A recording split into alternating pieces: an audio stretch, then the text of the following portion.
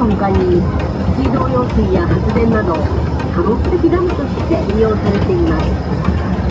ダムの大きさは出ることもありますが、そんな時はごめんなさいね。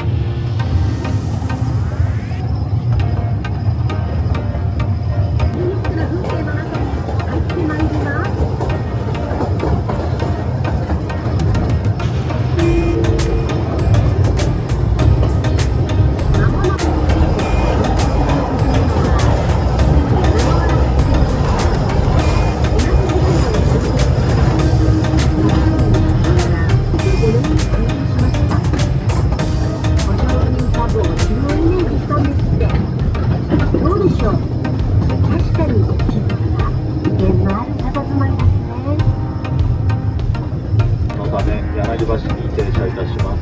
お降りになることはできません。お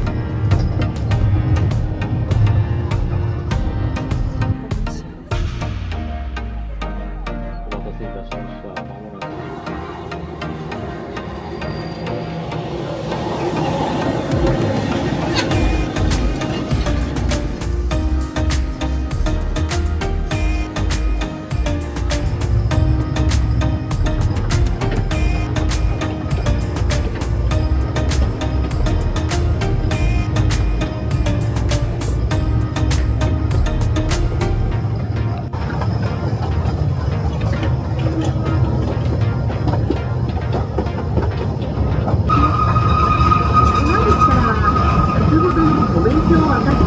くできるようになって、一つの限られたレターですが、5センチのパイプがされています。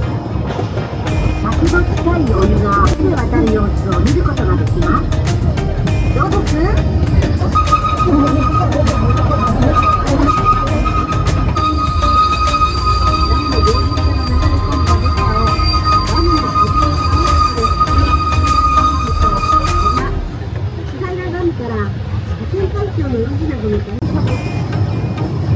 ？11年に出力6万5200kW で完成し、現在の出力は